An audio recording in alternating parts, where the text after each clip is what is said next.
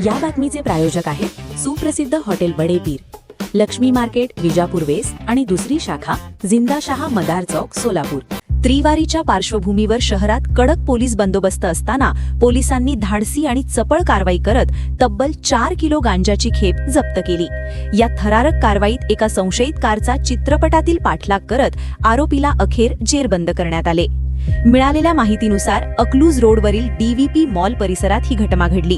शहरातील कर्मवीर भाऊराव पाटील महाविद्यालयाजवळ पोलिसांनी संशयित MH13BN 4868 क्रमांकाच्या स्विफ्ट डिझायर कारला अडवण्याचा प्रयत्न केला, मात्र चालकाने पोलिसांच्या सूचनेला न जुमानता वेगाने गाडी पळवली। यानंतर पोलिसांनीही तत्काळ पाठलाग सुरू केला। थरारक पाठलागानंतर डीव्हीपी मॉल समोर गाडीला अडवण्यात यश आले। झडती दरम्यान कारमधून तब्बल 4 किलो गांजा आढळून आला। यानंतर पोलिसांनी माणिक साहेबराव चौगुले याला ताब्यात घेतले। प्राथमिक तपासात आरोपी गांजाची वाहतूक करत असल्याचे स्पष्ट झाले असून ही खेप नेमकी कुठून आणली आणि कुठे नेली जात होती याचा तपास सुरू आहे।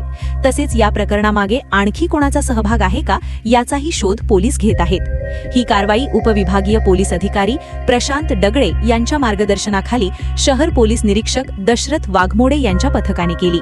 वारीच्या पार्श्वभूमीवर पोलिसांचा सतर्कपणा आणि तत्परता पुन्हा एकदा अधोरेखित झाली आहे। ताज्या घडामोडीसाठी पाहत रहा लोकराज्य न्यूज मराठी।